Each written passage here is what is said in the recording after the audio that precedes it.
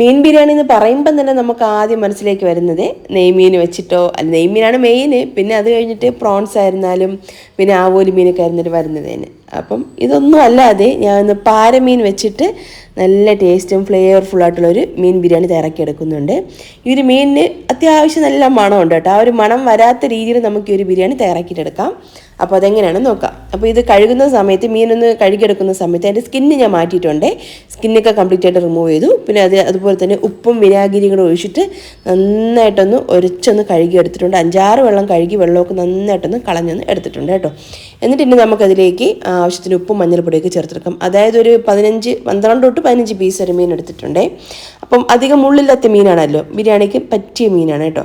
അപ്പോൾ അതിലേക്ക് ഞാൻ ആവശ്യത്തിന് ഉപ്പും 1/2 ടീസ്പൂൺ മഞ്ഞൾപ്പൊടി, അതുപോലെ തന്നെ ഒരു ടീസ്പൂണോളം പെരിഞ്ജീരകത്തിൻ്റെ പൊടിയും 1.5 ടീസ്പൂൺ കാശ്മീരി ചില്ലി പൗഡറും 2 ടീസ്പൂൺ വിനാഗിരിയും കൂടെ ഞാൻ ചേർത്ത് കൊടുക്കുന്നുണ്ട്. വിനാഗിരിക്ക് പകരമായിട്ട് നാരങ്ങനീര് വേണമെങ്കിൽ ചേർക്കാം, പക്ഷേ വിനാഗിരി ചേർക്കുമ്പോൾ ഒന്നും കൂടെ ആ ഒരു സ്മെല്ലൊന്ന് മാറിക്കിട്ടും കേട്ടോ മീനിൻ്റെ.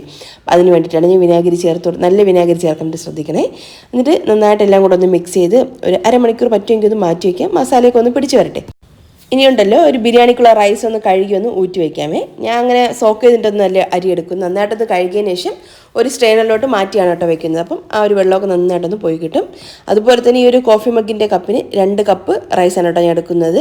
ആ ഒരു 250 ml കപ്പ് അളവാണെന്നുണ്ടെങ്കിൽ ഒരു 2.5 കപ്പോളം എടുക്കാം കേട്ടോ അരി. അതാണ് ഒരു കറക്റ്റ് അളവെന്ന് പറയുന്നത്. അപ്പോൾ ഇതിന് ഒരു 2 കപ്പ് റൈസ് എടുക്കുന്നുണ്ട്. നന്നായിട്ടൊന്ന് കഴുകിയിട്ട് നമുക്കൊന്ന് മാറ്റി വയ്ക്കാം. അപ്പോൾ ഞാനത് എപ്പോഴും ഈ ഒരു ബ്രാൻഡ് റൈസാണ് കേട്ടോ വാങ്ങിക്കുന്നത്. പിന്നെ വേറൊരു ബ്രാൻഡ് ഞാൻ വാങ്ങിക്കാറുണ്ട്, പക്ഷേ അതിൻ്റെ പേര് എനിക്ക് അത്ര ഓർമ്മ കിട്ടുന്നില്ല, പെട്ടെന്ന് അങ്ങ് മറന്നുപോയത് കണക്ക്. അപ്പോൾ എന്തായാലും അരി നന്നായിട്ടൊന്ന് കഴുകിയൊന്ന് മാറ്റി വെച്ചു കേട്ടോ. ഒരു 4-5 വെള്ളം കഴുകിയെടുക്കണേ. ആ ഒരു വെള്ള കളറൊന്ന് മാറി നല്ലൊരു ക്ലിയർ വാട്ടർ ആകുന്നവരൊന്ന് കഴുകിയെടുക്കണം. അപ്പോൾ അരി കഴുകി ഒന്ന് മാറ്റി വെച്ചു. ഇനി ഇതിലേക്ക് വേണ്ടിയിട്ട് ഇഞ്ചി, വെളുത്തുള്ളി, പച്ചമുളകൊക്കെ ഒന്ന് ക്ലീൻ ചെയ്തെടുക്കണം. അതുപോലെ തന്നെ മല്ലിയില, പുതിനയിലേക്ക് ഒന്ന് എടുത്ത് വയ്ക്കാം. ഈ ഒരു പുതിനയില ഫ്രിഡ്ജിൽ സൂക്ഷിക്കേണ്ട വിധം കൂടെ ഞാൻ പറഞ്ഞുതരാം കേട്ടോ. ഒരു പാത്രത്തിൽ, അതായത് ഒരു ബോട്ടിൽ, അത്യാവശ്യം ആവട്ടുള്ള ഒരു ബോട്ടിലിൻ്റെ അകത്ത് കുറച്ച് വെള്ളം എടുത്തിട്ട് അതിലേക്ക് 1-2 ഒരു അടപ്പ്, നമ്മൾ ആ ഒരു ബോട്ടിൻ്റെ ഒരു ക്യാപ്പ് ഉണ്ടല്ലോ, അതിൽ ഒരു 1-2 അടപ്പ് വിനാഗിരി ഒഴിച്ചിട്ട് ഈ ഒരു തണ്ടോട് കൂടി തന്നെ ആ ഒരു പുതിനയില ഒന്ന് ഇറക്കി വെക്കണേ. എന്നിട്ട് ആ ഒരു ബോട്ടിലിൻ്റെ അടപ്പ് കൊണ്ട് അടച്ചിട്ട് നമ്മൾ ഫ്രിഡ്ജിൽ ഒരു 3 ആഴ്ച വരെയൊക്കെ സൂക്ഷിക്കാം. കേടുകൂടാതിരിക്കും, ഒട്ടും തന്നെ ഫ്രഷ്നെസ് പോകില്ല, നന്നായിട്ട് ഫ്രഷ് ആയിട്ട് ഇരിക്കും കേട്ടോ. അപ്പോൾ ഞാൻ ഇത് ചെയ്ത് നോക്കിയപ്പം സക്സസ് ആയിട്ടുള്ള കാര്യമാണ്. അപ്പോൾ അതാണ് നിങ്ങളോട്ട് ഇന്ന് ഷെയർ ചെയ്തത്. അപ്പോൾ ഇതിലേക്കുള്ള ഐറ്റംസൊക്കെ ഞാൻ ഒന്ന് ക്ലീൻ ചെയ്തൊന്ന് എടുത്ത് വെച്ചിട്ടുണ്ട് കേട്ടോ. പിന്നെ അതാ ഒരു പാനിലോട്ട് വെളിച്ചെണ്ണ ഒഴിക്കാം. അത് നന്നായിട്ടൊന്ന് ചൂടാവുന്നതിന് ശേഷം മീനിട്ടിട്ട് നമുക്ക് 2 സൈഡും ഒരുപോലെ ഒന്ന് ഫ്രൈ ആക്കിയിട്ട് എടുക്കാം. ഞാൻ എപ്പോഴും ബിരിയാണി തയ്യാറാക്കി എടുക്കുന്നത് വെളിച്ചെണ്ണ, നെയ്യ് ഉപയോഗിച്ചിട്ടാണ് കേട്ടോ. സൺഫ്ലവർ ഓയിൽ അങ്ങനെ വലുതായിട്ട് അങ്ങനെ എടുക്കാറില്ല, വലുതായിട്ടെന്നല്ല ഒട്ടും തന്നെ എടുക്കാറില്ല കേട്ടോ. ഇല്ലെങ്കിൽ നമുക്ക് ഇല്ലാത്ത സമയത്ത് നമുക്ക് നോക്കാം, അത്രേ ഉള്ളേ. അപ്പോൾ ഇതുവരെ ഞാൻ അങ്ങനെ ചെയ്തിട്ടില്ല, പക്ഷേ എനിക്ക് അത് ഒരു പ്രാവശ്യം എന്തോ ഈ വെളിച്ചെണ്ണ ഇല്ലാത്ത സമയത്തിന് ഒരു പ്രാവശ്യം എന്തോ ഞാൻ എല്ലാവരും ഇങ്ങനെ ഈ സൺഫ്ലവർ ഓയിൽ ചെയ്താലാണ് നന്നാവുക എന്ന് പറഞ്ഞത് കേട്ടിട്ടോ, അല്ലെങ്കിൽ വെളിച്ചെണ്ണ ഇല്ലാത്ത സമയത്തോ ആണെന്നോ ഒരു പ്രാവശ്യം എന്തോ തയ്യാറാക്കി നോക്കി, എനിക്ക് ഒട്ടും അതിൻ്റെ ഒരു ടേസ്റ്റ് ഇഷ്ടപ്പെട്ടില്ല കേട്ടോ. അതുകൊണ്ട് ഞാൻ എപ്പോഴും വെളിച്ചെണ്ണ, നെയ്യ് ഉപയോഗിച്ചിട്ടാണ് ബിരിയാണി തയ്യാറാക്കി എടുക്കാറുള്ളത്. അപ്പോൾ ഫിഷ് ഒന്ന് ഫ്രൈ ആയി വരുന്ന സമയം കൊണ്ട് ആ ഒരു മസാല ഒന്നും അഴിച്ച് നമുക്ക് എടുക്കാം. അപ്പോൾ വേറൊരു പാൻ വെച്ചിട്ട് അതിലേക്ക് 1-2 ടേബിൾ സ്പൂൺ വെളിച്ചെണ്ണ ഒഴിച്ചെടുക്കാം. 2 സവാളയും 1-ന്റെ പകുതി. അപ്പോൾ നമ്മളെ വീട്ടിലിപ്പോൾ 4 പേരാണ് ഉള്ളത്. അപ്പോൾ 4 പേര് നമ്മൾ ഉച്ചയ്ക്കും കഴിച്ചിട്ട് പിന്നെ കുറച്ച് ബാക്കിയാണ്, അത് നമ്മൾ രാത്രി കഴിക്കും. ആ ഒരു അളവാണ് കേട്ടോ. ഏകദേശം ഒരു 5 പേർക്കൊക്കെ കഴിക്കാൻ പറ്റും, സുഖമായിട്ട് കഴിക്കാൻ പറ്റുന്നൊരു അളവാണ് കേട്ടോ ഈ ഒരു ബിരിയാണി അളവെന്ന് പറയുന്നത്. അപ്പോൾ ഇതിലേക്ക് ഞാൻ ഒരു 2 സവാളയും 1-ന്റെ പകുതിയും കൂടെ ചേർത്ത് കൊടുത്തിട്ട് നല്ല രീതിയിലൊന്ന് വഴിച്ചെടുക്കുന്നുണ്ട്. അപ്പോൾ ഇതിനിടയ്ക്ക് ഫിഷ് ഒന്ന് ഒരു സൈഡൊന്ന് ആയി വന്നിട്ടുണ്ട്, നമുക്ക് തിരിച്ച് വെച്ചെടുക്കാം. 2 സൈഡും ഒരുപോലെ ഒന്ന് ഫ്രൈ ആക്കിയിട്ടെടുക്കാം. സവാള നന്നായിട്ട് തന്നെ കുക്കായി വരണേ, അതായത് ഒരു കളറൊന്നായി വരണം, അതുവരെ നമുക്കൊന്ന് വഴിച്ചെടുക്കാം. ഫിഷൊക്കെ അതാ ഒന്ന് ഫ്രൈ ആയി വന്നിട്ടുണ്ട്. ഞാൻ അത് മാറ്റിയിട്ട് അടുത്ത ബാച്ച് ഇട്ടൊന്ന് ഫ്രൈ ആക്കി എടുക്കുന്നുണ്ട് കേട്ടോ. അപ്പോൾ ഇതിനിടയ്ക്ക് തന്നെ ആ ഒരു സവാള നന്നായിട്ട് ഇതാ ഒന്ന് ഫ്രൈ പോലെ ഒന്നായി വന്നിട്ടുണ്ട്.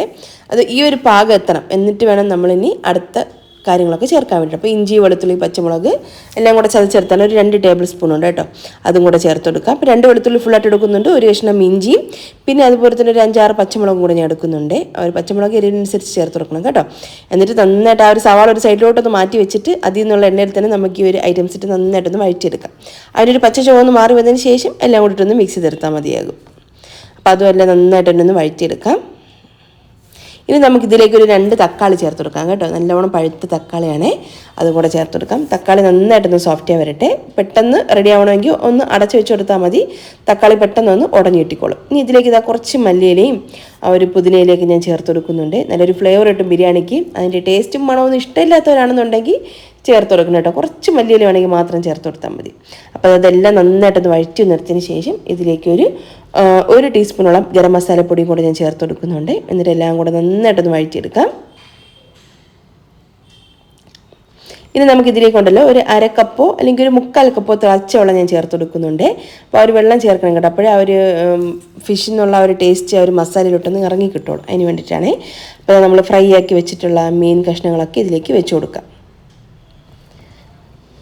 ഇതുപോലെ ഓരോന്നായിട്ട് ഇങ്ങനെ നിരത്തി ആ ഒരു മസാലയുടെ മുകളിലോട്ട് ഇങ്ങനെ നിരത്തി അങ്ങ് വെച്ച് കൊടുക്കാം. എന്നിട്ട് നമുക്കൊരു അടച്ച് വെച്ചിട്ട് ഒരു 15 മിനിറ്റ് വളരെ ലോ ഫ്ലെയിമിലൊന്ന് കുക്ക് ചെയ്തെടുക്കണേ. അപ്പോൾ ഒരു എണ്ണയൊക്കെ ഒന്ന് തെളിഞ്ഞൊന്ന് പാകമായിട്ട് കിട്ടും. അതിന് ശേഷം വേണം നമ്മൾ റൈസ് ഇതിലോട്ട് നമ്മൾ വെച്ച് കൊടുക്കാൻ വേണ്ടി. ആ ഒരു 15 മിനിറ്റ് കൊണ്ട് നമുക്ക് റൈസ് ഒന്ന് തയ്യാറാക്കിയെടുക്കാം. അപ്പോൾ രണ്ടും ചൂടോട് കൂടി തന്നെ നമുക്ക് ദമ്മിട്ടെടുക്കാനായിട്ട് പറ്റും.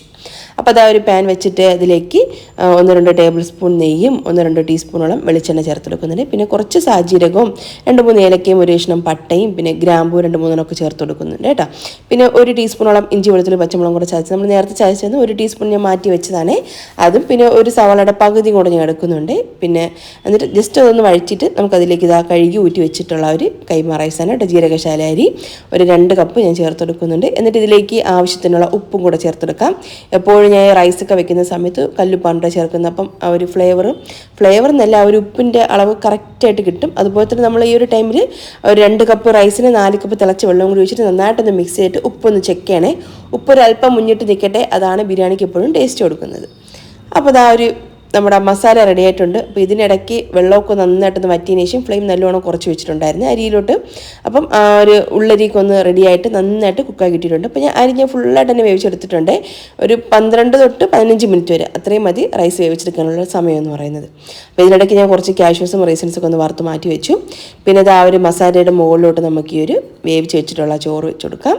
പിന്നെ അതാ കുറച്ച് മല്ലിയിലയും പുതിനയില അരിഞ്ഞതും കുറച്ച് കാഷ്യൂസും റൈസൻസൊക്കെ വറുത്തതും പിന്നെ വേണമെങ്കിൽ 1-2 ടീസ്പൂൺ നെയ്യും പിന്നെ അതുപോലെ തന്നെ ഒരു 1/2 ടീസ്പൂണോളം ഗരം മസാലപ്പൊടിയും കൂടെ മുകളിലേക്ക് ഇട്ട് കൊടുക്കാം. ഫ്ലെയിം നല്ലോണം കുറച്ച് വെച്ചിട്ട് ഒരു 15 മിനിറ്റിലൊന്ന് ദമ്മിട്ടെടുക്കാം. ഒരു ലോ ഫ്ലെയിമിലാണ് കേട്ടോ. ഒരു 15 മിനിറ്റ് ഒന്ന് ദമ്മിട്ടെടുത്ത് കഴിഞ്ഞാൽ നല്ല ടേസ്റ്റ് ആയിട്ടുള്ള ബിരിയാണി റെഡിയായി കിട്ടും. ഇപ്പം മീനായതുകൊണ്ട് തന്നെ അധികം കുത്തിപ്പൊടിക്കാതെ നമ്മൾ മെല്ലെ ഒന്ന് ഇളക്കിയെടുക്കണേ. അല്ലെങ്കിൽ മീൻ ഇങ്ങനെ പൊട്ടിപ്പോകാനുള്ള ചാൻസ് ഉണ്ട്. ആ പീസ് അങ്ങനെ തന്നെ ഇരിക്കട്ടെ. അതിനനുസരിച്ചിട്ടൊന്ന് ഇളക്കിയൊന്നെല്ലാം ഒന്ന് മിക്സ് ചെയ്തെടുത്താൽ മതിയാകും. അപ്പോൾ അത് ചൂടോട് കൂടിയിട്ട് ഒന്ന് ഇരുന്ന് ഒന്ന് തണുത്ത് വന്നതിന് ശേഷമോ കഴിക്കാം. നല്ല ടേസ്റ്റാണ്, നല്ല ഫ്ലേവറാണ് ഈ ഒരു ബിരിയാണിക്ക്.